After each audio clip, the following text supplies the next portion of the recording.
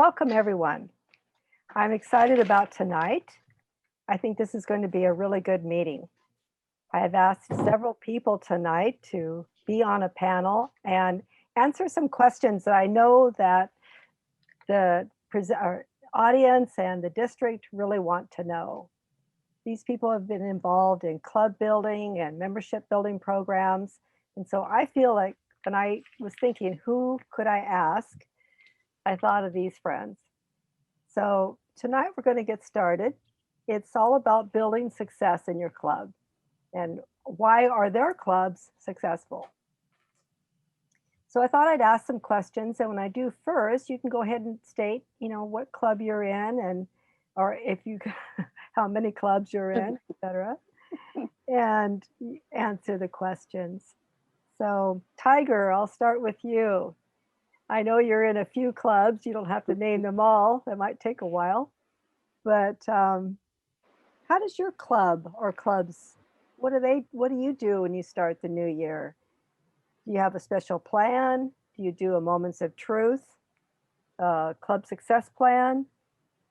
Do you talk with your committee or your club to get started? I'm curious how you get started in your clubs. Thank you, Lori. Yes, I'm a member of 7 clubs, including one in Indonesia that actually speaks Indonesian. Oh, wow. I'm proud to say I did my first speech, but I was very sneaky about it. I did a speech on using American idioms, English idiom, so I didn't have to speak a whole lot of Indonesian. But at any rate, the club I'm going to address tonight is Roseburg Speakers and Storytellers. I kind of have to give a caveat because Roseburg Speakers and Storytellers technically has been around since 2005, but really it's a brand new club because in January 2019, we had 3 local members. That was it. It was Feather Communicators, and we made a conscious effort to go international. So we brought in 2 international club coaches, and we fired up in March. So essentially, Roseburg Speakers and Storytellers is a brand new international club. So when you ask me, what do we do to start the new year? Well, really, this was our first start this year. And what did we do? It was pretty simple. We had 4 or 5 new members. So our VPE just engaged all of them. They were all in the agenda, and we made a big deal about that. And then last Monday, we had the Indonesian district champion speaker give her speech. And we had 3 different evaluators, one from Australia, one from the UK, and one from, UK, Australia, and where was the other one? Where was the other one from? Amman, Jordan. Amman, Jordan, thank you. Evaluate her speech. She did her district championship speech. We had those 3 evaluators evaluate it. And then we did an interview with the speaker, her name is Natalie, and had her describe the process by which she'd been working on the speech for over a year. So that was a kind of a special event, and we brought in, I don't know, a dozen or so guests from around the world. So that's how we started our year. That's great. Thank you. Yeah, I think if you probably named off your clubs, like I said, it'd probably take about 5 minutes. So I'm glad you just kind of narrowed it down to one club. So Miss Emilie, tell us about your clubs and how you get started for the new year. Good evening, fellow Toastmasters and guests. I'm a member of 5 clubs, yes. Intervention. I'm not going to name many of the clubs. There are all kinds of reasons why I'm in 5 clubs. The longest club I've been a member of is Feedbackers. Feedbackers has been around. It's been President's Distinguished year after year. The other 3, a brand new club called PR Masters, because public relations matters. That's a brand new club. And then I was also a club coach. Wagon Time club that I have been really a major player, I would say, in terms of rebuilding that club. And for July 1st, we celebrated New Year, meaning that it was the theme, because July 1st fell on a Thursday, and we have a Thursday meeting from 12 to 1. It's a small club, 13 members. However, it's a very warm support. We have fun in that club. We had a New Year celebration, And it's, I think, really a good thing to celebrate New Year because it separates us from last year. And this year, it's also set, it set us for coming up with our goals, personal or club goals. Oftentimes, we actually don't focus on the club itself. We focus on the members. We always talk about the me. It's all about member experience. It has to be because everybody pays membership because they wanted to get something out of Toastmasters. So it's not really about the club in many ways. It's about, and when you take care of the members like we do in Welcome Tanks, then the club will take care of itself in that process. So that's really where we are. Yes, we do moments of truth in all my clubs the first quarter of the year. And then that's really a good thing. I just remember Lori asking something about, do we have anything planned? I just got an email from Liana, who's our BPE and feedbackers. She's already asking us for what we can contribute to the club in terms of goals. So that's a good thing because it makes the members actually start thinking about, why am I here in this club? What do I need to do? That is my contribution in this particular question. Back to you, Madam Toastmaster, PQD, Lori Anderson. Thank you, Miss Emily. So Eric, tell us about your clubs and how you get started for the new year. Thank you, Lori, and welcome everyone. I'm Erik Bergman.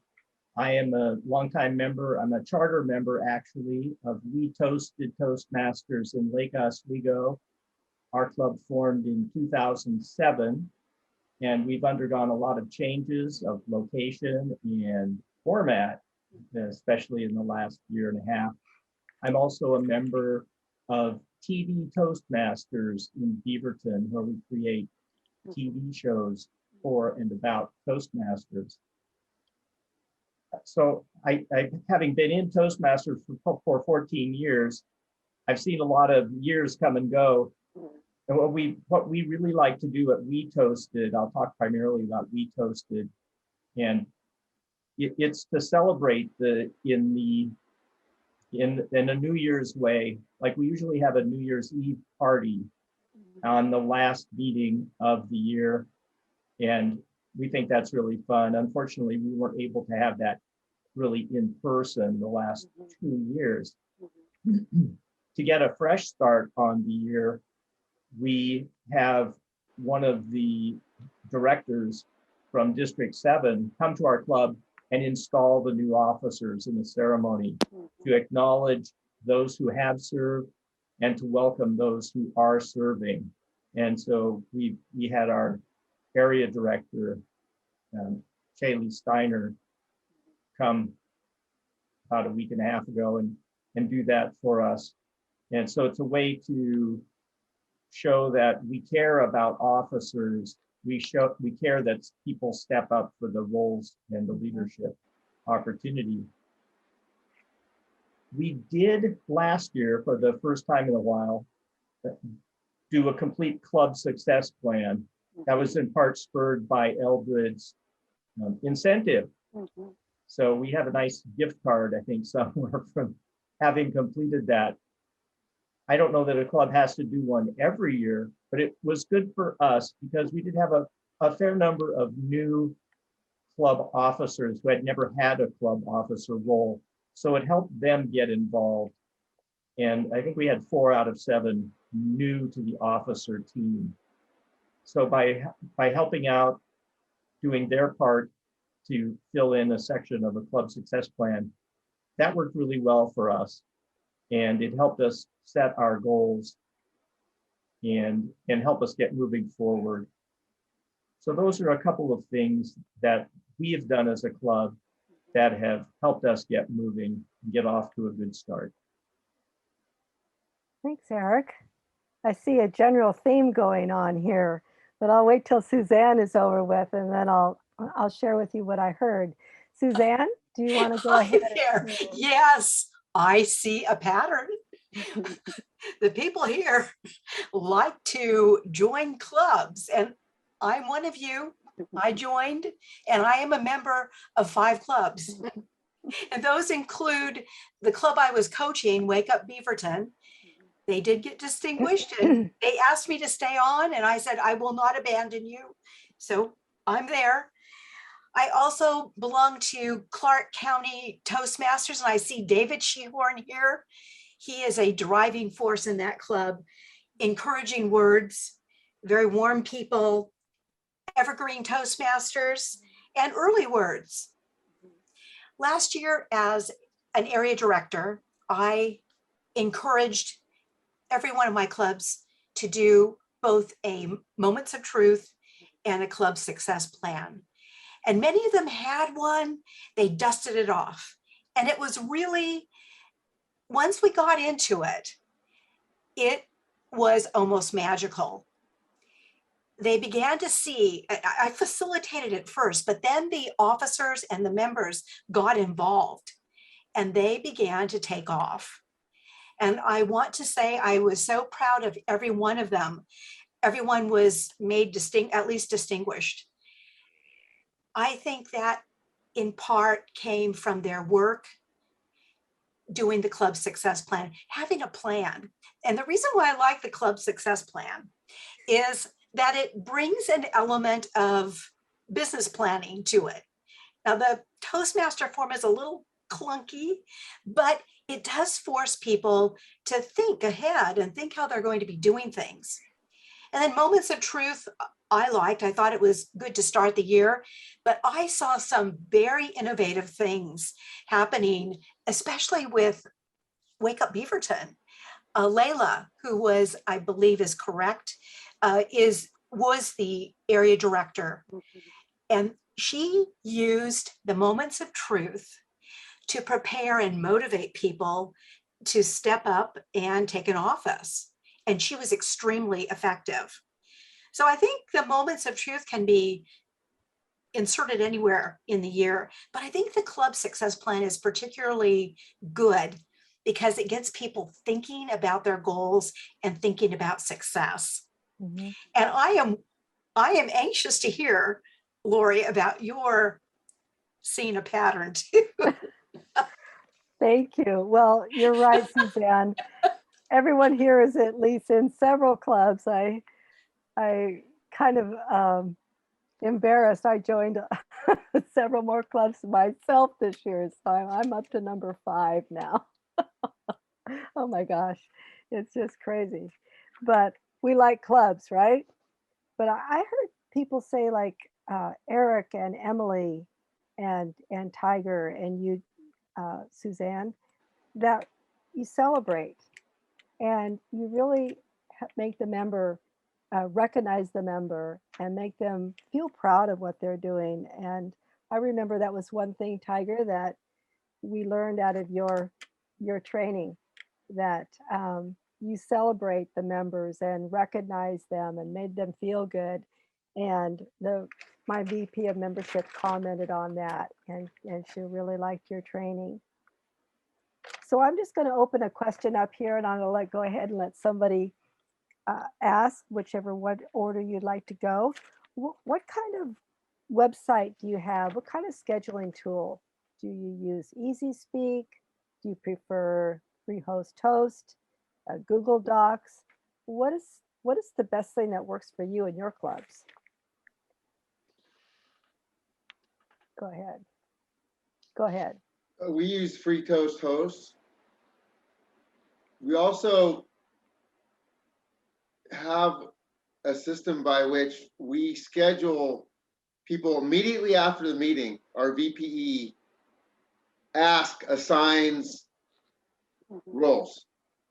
So before we leave, we have at least 80% of the roles, all the major roles, the GE, the Toastmaster, the speakers, we have all the major roles already established before we leave.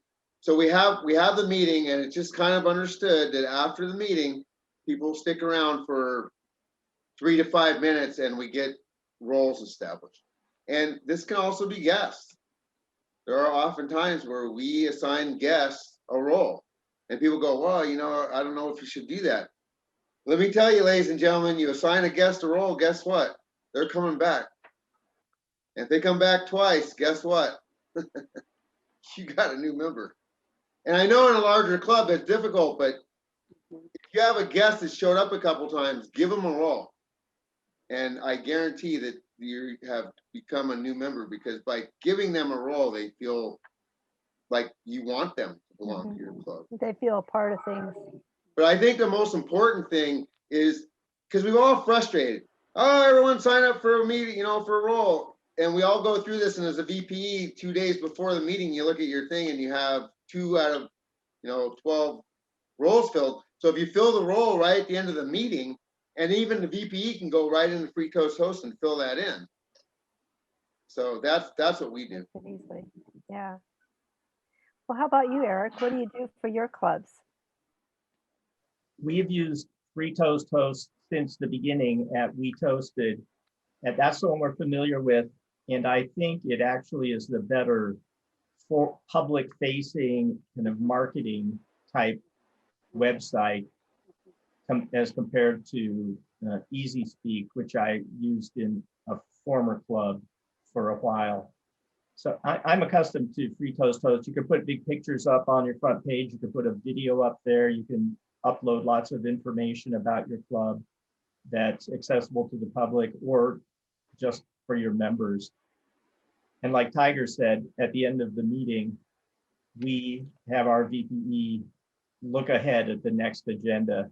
And we also urge people to sign up for the next 3 or 4 meetings if they possibly can, or to indicate that they can't be there.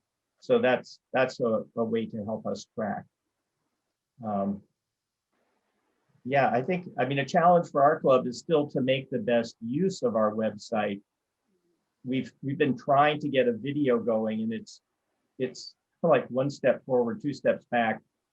But anyway, whenever we do get our video up, it'll be good, and it'll show a fresh, clean face. And so anyone who hasn't refreshed the look of their website homepage, I'd say do that as soon as you can. It doesn't have to be the greatest thing.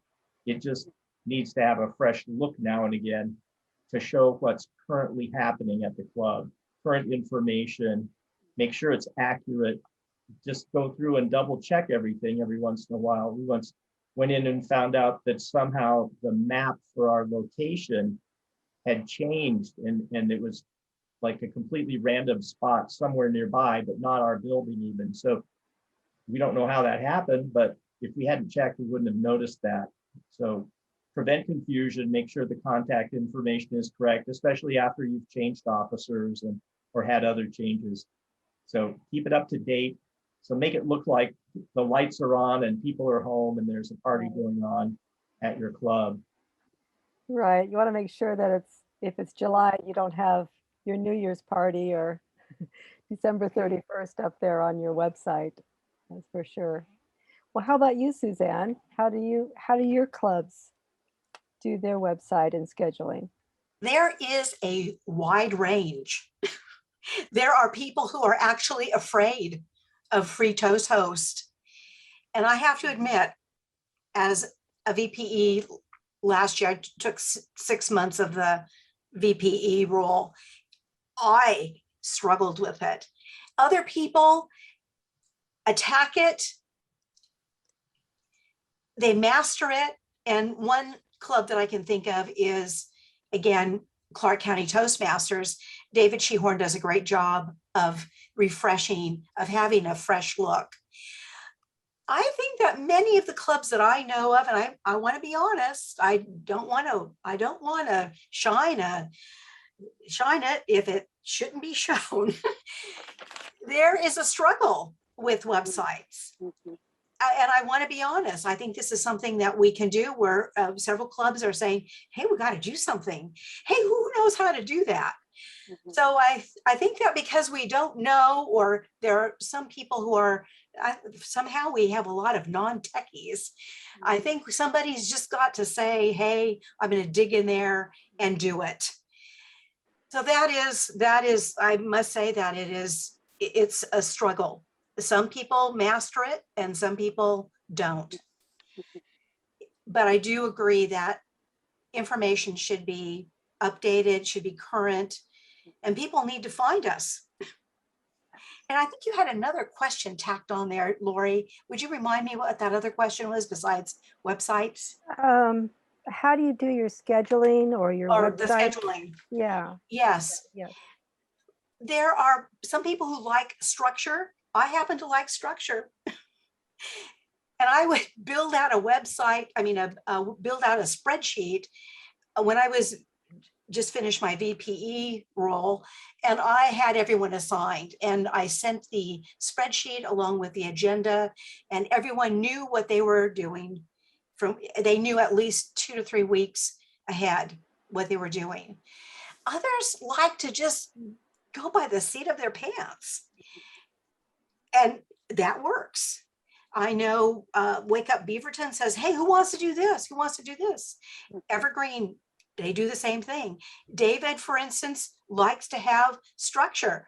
That's why I like David. I don't know where he is right now, but he's there. He's lurking behind that caricature. It is, I think it just depends on the personality of the club and who's in charge. And people quickly adapt. But I must say that I do like things planned ahead. So I know what I need to do. I actually put it on my calendar, what I'm going to do at that meeting. Definitely. It's back to you. All It's right. back to you. Thank you, Suzanne. And Miss Emily, tell us your story. Tell us about your clubs. With 5 clubs, one club uses free toast host and asks people to sign up. Another club, the brand new one, the PR Masters, is using Easy Speak. I'm used to both the free toast host and the Easy Speak.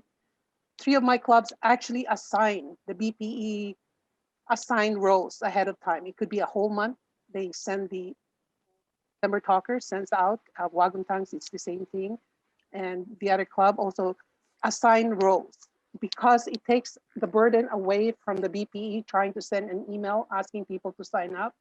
It was much easier when we were in person because one of my clubs had a sign in sheet, like kind of a board where you come in and then you sign, just 3 months. So you could see it the whole time there's a meeting and then you sign up again afterwards. So that's easy. Then the BPE could just move the information from the sign-in board into the pre-toast host or Easy Speak. But in COVID times when we are meeting in online, it's much easier for the BPE to just assign people. And actually, members seem to like that. They would rather be assigned. And part of it, you're actually encouraging people then to speak. Some people don't want to speak for 2 or 3 months, but when they're scheduled, they're kind of in a way, pushed to give a speech maybe 6 weeks in advance. They know ahead of time. So it helps everyone. It works very well. The 3 clubs that are assigning all the schedule, all the roles ahead of time, a whole month in advance. So that works very well. Thank you. And I think the main thing I heard everyone say is that as long as that you have a schedule and it's filled out and people know what they're doing before the meeting.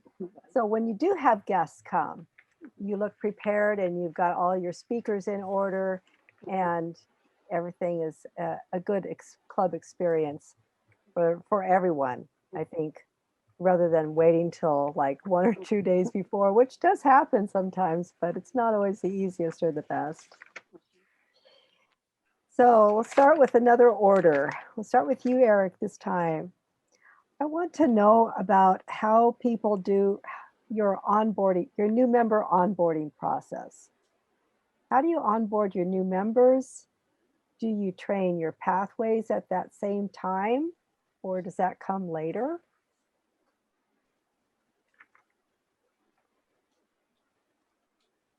Oh, Erik, what do you think? Sure. For us, I think it changes a bit each year depending on who is in the Vice President of Education or Vice President of Membership role and who is serving as a mentor to the new members. I think it's really important that any new member, brand new to Toastmasters, has a mentor because it's so hard to find your way through the Toastmasters jargon, the Toastmasters pathway, just the Toastmaster world without a guide. And we found that if we can get our new members pathways ready and have them working really soon in pathways, then they're far more likely to stick with us.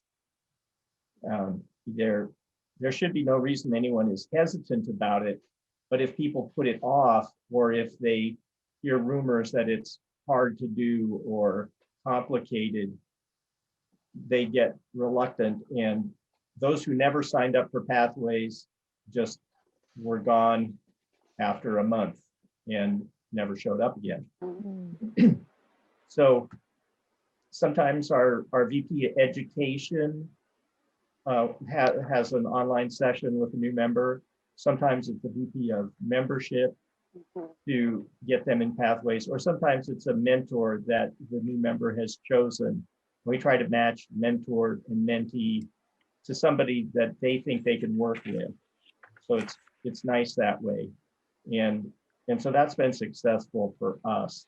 I'm trying to think if there's anything further at the moment on that. It can be a difficult thing to make that person feel really welcome. And there are special challenges now when we're online. Some advantages, but definitely some challenges.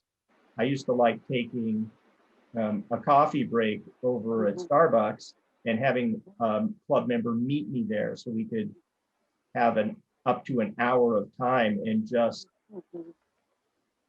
go step by step through getting logged into pathways, choosing a path, all those things.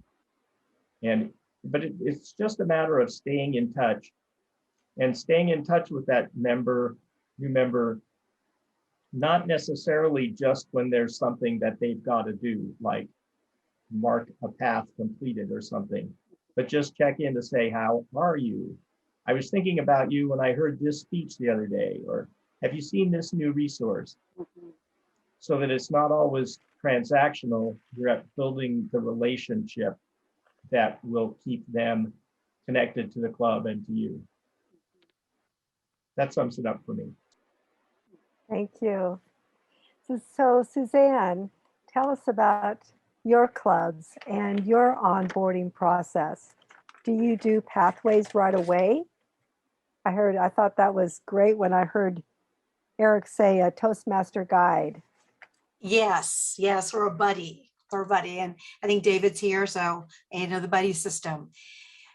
I think that we can do a better job of onboarding and mentoring, and even for established members. I've been off and on in Toastmasters since 2004. I have never been mentored. I have had people say, "Oh, you're going to be assigned to this person," or "I've asked for a mentor," and no mentor. So I've had to go and grab people. I've had to ask people. One of the things I think we forget about in Toastmasters is that each club has a culture.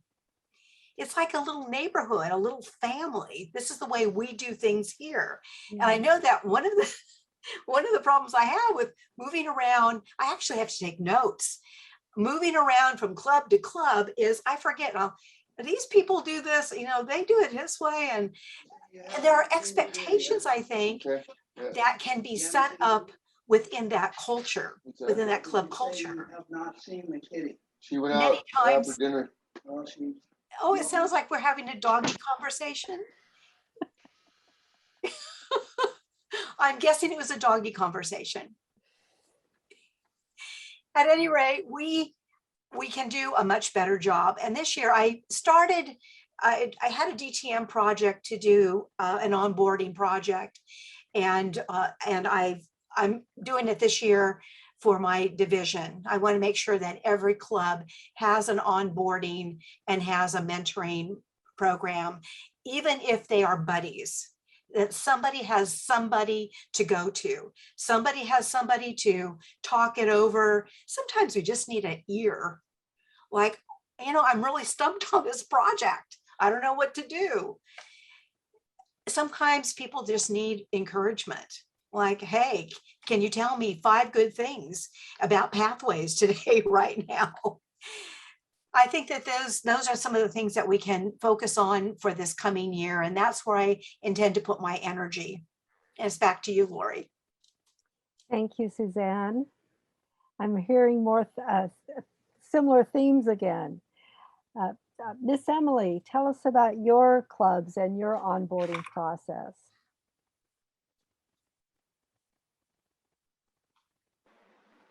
The onboarding process, it depends really on the club. Like I mentioned, I have 5 clubs.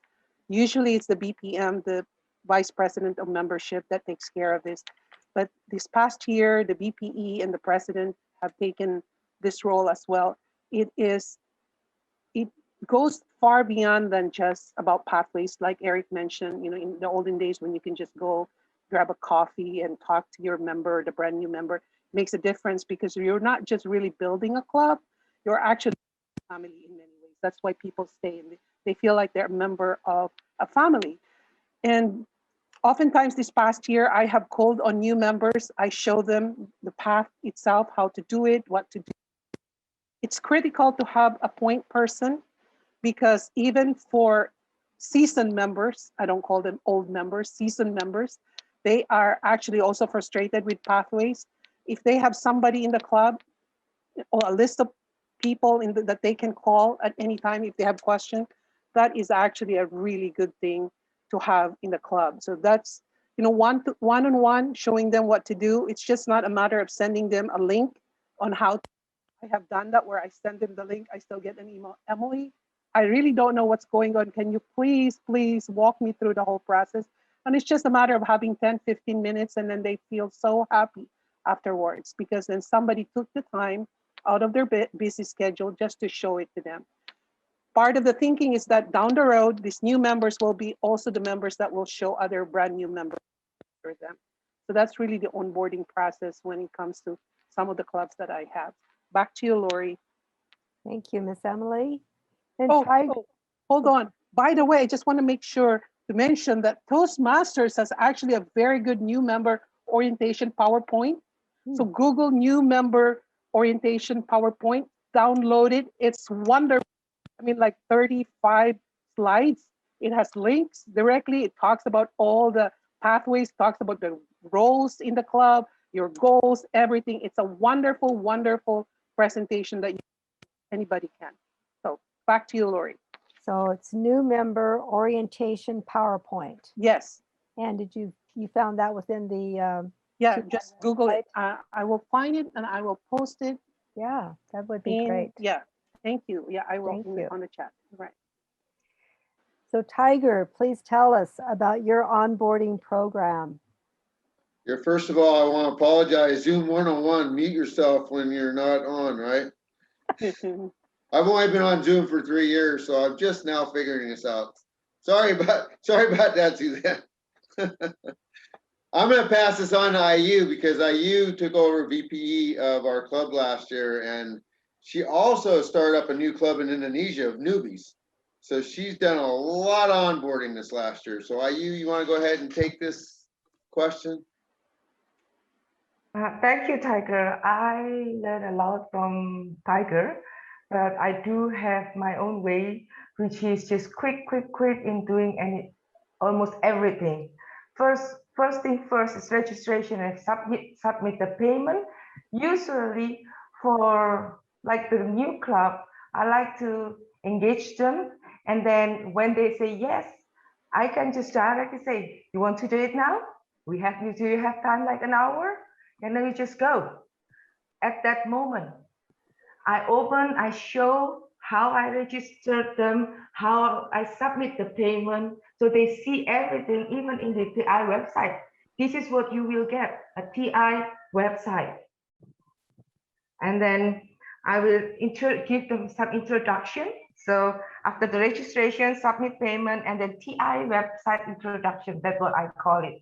I show them the DCP, how that they are actually involved in a very, after payment, they are really involved in a very big nonprofit organization that they are never their decision to join Toastmasters never goes wrong. And then show them the education part, which is pathway, and then give them tips about icebreaker. So once they are joining their first or second meeting, they know they will just look what is the structure of the speech, and they usually within a month they will give their icebreaker. But there are my PPM this year have something a little bit different, which I want to share because I thought it is brilliant. The first is after membership application and new member package. Seems like a little bit the same as what Emilie said, the new member orientation PowerPoint. I think the contain the same with that. And then TI registration and payment. We also put RSS website introduction, the website introduction. Put them in the website so they know every week they can see what is going on next meeting. And the rest is the same. TI website introduction and pathway induction. Thank you. Thank you so much. You know, it's interesting because it does seem like different clubs have their own culture. I remember going to my first club, and the VP of membership or the treasurer did, I don't know, it was combined treasurer, VP of membership. So then I go to another club. No, the VP of membership does this. And so, like Suzanne says, sometimes you have to take notes on what's going on with each club because everybody does things a little bit different, and you don't want to do something that somebody else is doing because it makes you feel or makes them feel like you're taking over their job. But Tiger, tell us a little bit about that new member survey that you talked about in your training the other night, because I think that was really interesting. So what I mentioned earlier was that we really have a new club. We had 3 people as of February of last year, and by April of last year, we had 23 people from all over the world. The leadership team, actually, IU was involved in that, and there's a woman from India, actually 2 women from India, and they said, you know, we really need to get together a survey and find out what these people want in a meeting. You know, how many speakers do they want? Table topics, do we want a table topic evaluator? How often do we want to do special meetings? I don't have the survey. I'm sure we can find it. I'm sure IU has it somewhere in her documents of the questions that we actually asked. Some of it was just rate, you know, 1 to 5. How's the organization of the meeting? 1 through 5. 1 being horrible, 5 being excellent. And then some of the questions were just open-ended. What would you like to do that we're not doing? What kind of special meetings would you like to have? And we came up with some great ideas. We did a table topics workshop, an evaluation workshop, brought in a district champion speaker, some great ideas that we got. And then, of course, once someone comes up with a great idea, you go, well, you want to organize that? And you'd be surprised. People are like, yeah, sure, I'll do it. You know, we had a guy from England who did a table topics workshop that was absolutely fantastic, just absolutely fantastic. He organized the whole thing. So I think it's really important, especially if you're an established club and you've been doing this for a while, put out a survey to your members and find out how do they like the meetings? What do they want to do in meetings that you're not doing? Or what part of the meetings are their favorite parts? It gave us a lot of great ideas, and we have varied our agenda. We don't have the same agenda every week. I mean, it's similar, but we vary our agenda, and about once a month, once every 5 or 6 weeks, we have a special event. And that's all from the feedback we got off that survey. So thank you. So it's interesting because listening to Erik, I heard that the new member process is combined right at first. And that makes sense because that way you have all of the upfront information. And that's what Suzanne was talking about too, having that buddy program. So you've got somebody with you. And so a new member just won't feel like they're alone and go away. You get giving them all the information. But yet VPN membership is so vast. You've got your new members and your internal members. So Tiger's talking about the internal survey. I think that's just an excellent idea. I remember we've done that before. I'm gonna have to try that again or suggest that to our VPN membership. So I'm writing all these things down, everyone, and coming up with some great ideas for my multiple clubs. So I'd like to know about how you promote your club. What does your VP of PR like to do? So Suzanne, do you want to start that first? Yes. I am so glad there is a club called the PR Masters. I haven't been there yet, but I'm so glad that there are people who say, look, we've got to step up. We need to do something. And then this last year of Zoom and finding our way, we didn't do a lot of promoting. And I think that needs to change. I've heard people talk about doing Facebook ads and heard people say, no, they don't work. I've heard people say, let's do videos. I've heard they do work, but marketing has to be consistent. And so it's very important to have somebody who will do something consistently. Another idea that I have so many ideas, I don't have time to implement them. That's why I'd like to get this division started so they can implement. One of the ideas that I'd like to sell is the club, the membership, and what Toastmasters can do. Toastmasters has evolved. It's not like it used to be. It has changed. And there are people who have fallen off from membership. And there are other people, I think, who are out there who are looking for this new evolved Toastmasters. And we just need to find them and connect them. I think online events are probably the way to go. As Tiger said, and as Emilie and so many other people have said, our clubs have expanded beyond their geographical boundaries. We no longer have our neighborhood Toastmaster club. And this is such a wonderful opportunity for us to put it out there for the world to know that we're here. But we can also look locally. And some of the ideas that I have are to link with the Lions Club and the Rotarians, the Rotary Club.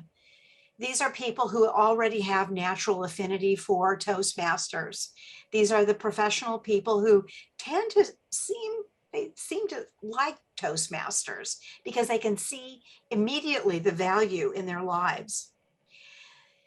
Yes, public relations and promoting the club is so very important, but I think we can't lose track of the idea that we have to support the members.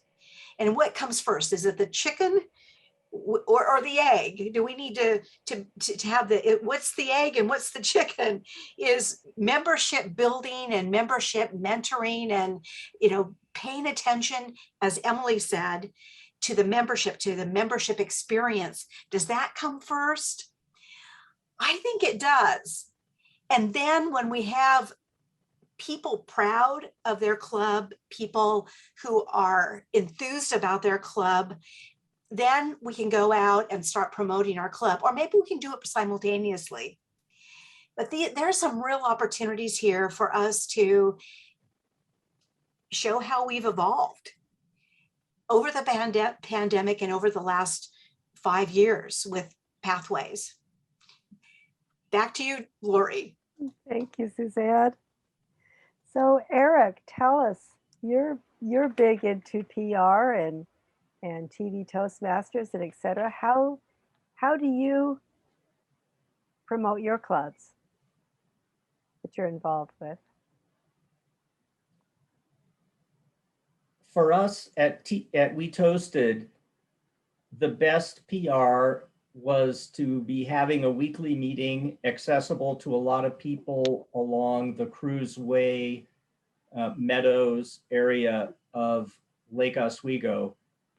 We were very much a location-based club. We had been in that same neighborhood. We're in the same neighborhood, which means we attract primarily, working professionals who are looking to advance their careers. When we went onto Zoom, that really has gone away, and we have not seen the kind of growth from an international potential market of new members, and not really sure why. I know I worked in PR not as a public relations spin doctor, but as a writer and editor for a long time, and I know that the PR you do has to be authentic to what you are trying to promote. So you have to know what your message is. Our club's tagline is a fun club with serious goals. And so we want people to have fun when they're at our meeting. We want to be friendly. And we hear back that that people feel welcomed and that they feel they've come into a supportive, encouraging place. And that's crucial for us. We also want them to know that we're there to do some serious stuff and to learn, but we're going to have fun while we do it. And it'll be a safe place to do some things that they might find scary: public speaking, receiving feedback, giving feedback. So know your message, know what your club is about, and then there's just a matter of telling that story again and again and again, every week, every way you can think of. And it can seem overwhelming. I mean, our own efforts have not been very effective.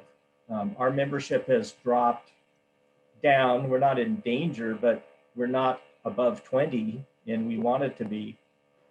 So we've got some improvements to do.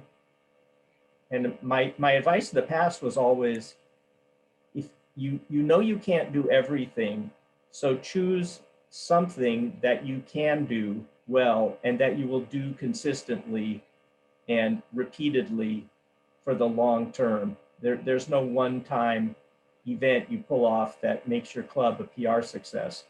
It's just constant attention over time and reaching out, trying new things, and going back to things that have worked until they don't work anymore.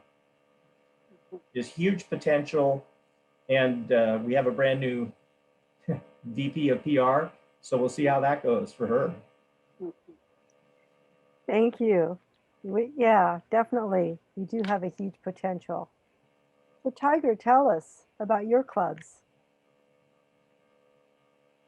One of the people we brought in as a club coach is a gentleman from El Salvador who was living in Poland, but has lived in like 5 different countries, and he's young. And he's totally into Instagram. What he did, it was kind of brilliant. He had every member give a little 15 to 20 second spiel about what Toastmasters did for them, and he posted it on Instagram.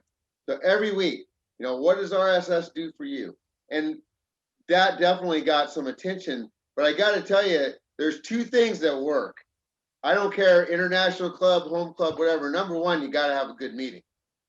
You have to have a really organized meeting. When a guest shows up, 2 things. They got to feel like these people like each other. And number 2, they're organized.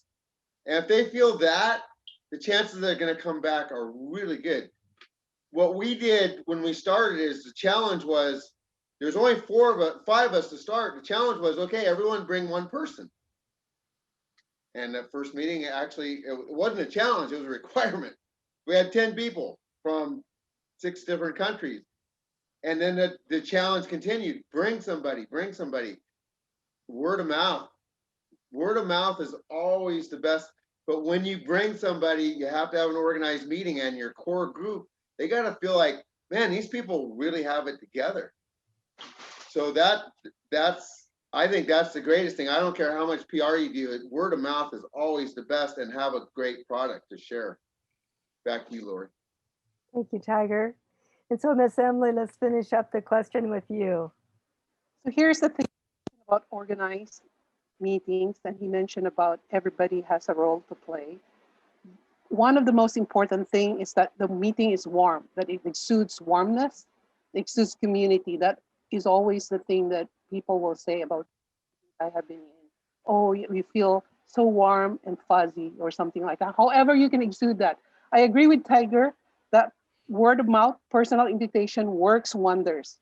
In rebuilding, that's really how it all worked about, is to invite people, make sure you invite friends, invite people you know who could use Toastmasters. If any one of you knows about Ryan Avery's story, apparently, if you don't know who Ryan Avery, he was the 2012 world champion in public speaking, and he was a member of District 7, our district. His dad gifted him a membership because his dad got tired of listening to him use the word. Every other word was like. Look at what happened. That gift membership to your kid actually made Ryan Avery what he is now, right? Just one step. So don't forget. The other one is Voices Magazine. It's our online magazine. It's the district's magazine. It's available for all our clubs. So please put your promo. If you have anniversaries to celebrate, send something to Phyllis Harmon. If you have an open house, if you have some other events, use that. I encourage you to do that. Facebook has been a successful vehicle. I've been watching New Horizons, Feedbackers, Portlandia advertise on Facebook, and it has been a success in many ways because it's an international group. You have Toastmasters there as well. And finally, if you're on Easy Speak platform, there is actually an available list of all the clubs on Easy Speak. So any member from all over the world who's on that Easy Speak platform can join your club. And if they like your club because it's warm, it's organized, and everybody's having a great time, then they potentially. Back to you, Lori. That's great, Miss Emily. Thank you. So I was been looking at the clock, and it seems to be going faster than what I want it to be. There's so many good things that everyone's talked about. Do you have anybody? I wanted to ask our members if they had any questions. But before you do, does anybody have anything that they'd like to say, as a recap, follow up on some of the things, last words or goals that they want to work on this year? Now's the time to think about that, and go ahead and just raise your hand, talk about it. Miss Emily. I just want to mention something because David Shehorn all of a sudden is here. He's always been here, but I like to say hello to David. I heard David use open houses as a project for members. Apparently in his club, Clark County, they have open houses once a month, and the open house project for a member to use in level 4 project successfully. So I think that if you leverage that and members are not wondering what projects they have to do, and if they can use the open house as a way where they grow and grow the club as well. So I just really wanted to say that because when I heard David said that, or I think I read it in the email, I said, oh my God, we can do that in my club, even if we do it every 3 months or every 2 months. That's a very good thing to do because you have members who would say, oh, I don't know what to do in level 4. What kind of project am I supposed to do? Hey, do an open house and help your club grow. Back to you, Lori. I was going to talk about open houses. I had it on one of my questions, but we were getting short on time. So I'm glad you brought that up, Miss Emily. Go ahead. I'll just open it up to anybody that wants to talk and ask questions. I think you go ahead. I want to ask to maybe Lori or Emily, if we want to advertise our event, when is the last time? Like how many? What is the deadline for Voice Magazine? The 15th of the month. Every 15th of the month. Yes, make sure you have it to Phyllis by the 15th of the month. So we have tomorrow. Yes. You can get it to her. And that's a good reminder for me because I have several things I need to give to Phyllis tomorrow, but our next uh, learning lab is going to be August, the first week in August. It's going to be actually by Eldred, our district director. He's going to be talking on moments of truth. And so I think that's a good a learning thing I think that we should all take advantage of and listen to. You know, oh, go ahead, Ayu. To who? To who I have to send it? To Emily? Who is in charge for Phyllis it? Harmon. I've sent an email to Lori, and Lori Yeah. can redirect your email. Yes, I can. I can, let's see what I was trying to remember. I was trying to remember what I was just thinking of. But I think as a result of all of this, I'm going to rewrite some of my notes, and I really enjoyed speaking and hearing everyone's ideas. Now, I remember something that I will bring back, David. I remember you talking about something on an email. You said you heard, I think it was from one of the past international directors, Lane Lark. Lark Goldie. Yeah, that's it. She talked to you about her membership, like each each one bring one or something like that. Mm-hmm. Do you want to talk about that? No? Okay. That's all right. Maybe he's not. But go ahead, Suzanne. I have an observation. I have made friends in Florida, and I did a lot of contests, and I went to a lot of open houses, and I saw something very unique, and I think it's something that needs to be developed. Open houses can be a little boring. What they did and what I would like to do, and we are trying it with Evergreen, is to have a special event. It's not the same toast. You can have elements and have a related table topics with the topic. For instance, one member loves poetry. She writes poetry. She had a haiku workshop. We got people that were interested in haiku, but on Eventbrite, I think it's an idea that could be expanded. You know, whatever your members have that's unique and special that they can talk about, feature it and put it on Eventbrite and make it a real event, not just a speech at an open house, but an entire meeting devoted to that subject. I think this has potential, and I'm going to work on it, and I'll let you know. If you want to call me, let me know. I think this is the way of the future. You know, Suzanne, that's a great idea, because as well as putting our events out on Facebook or Instagram, we could put them out on Eventbrite. And that will give us visibility of all the people that are out there. In fact, I've had people refer things to me that from Eventbrite and say, hey, come check this out. And so we could be doing that with our open houses and our guest speakers too. So I would definitely love to hear how that experiment goes for you. Well, friends, I'm really excited that everyone got a chance to be here tonight. I am hoping that you learned as much as I did. I took notes, a lot of notes down. I really enjoyed hearing everyone's information. There was more questions I had, but I think that'll just have to wait for another time and another place. So Miss Emilie and Tiger, Erik, and Suzanne, thank you so much for being our panelists tonight, and all of our guests. I really want to thank you so much for attending our first learning lab. And let's just give our panelists a great big hand. Thanks so much. And our Thank you, Zoom Lori. master, Carol. Carol, we couldn't have done it without you. And Ayu, thank you so much for all you do for Toastmasters in the United States everybody. and Indonesia. It's just amazing. Yeah. Thank you, You Lori, can for stay the on invitation. and talk if you want, or we'll just go ahead and let you go on with your evening.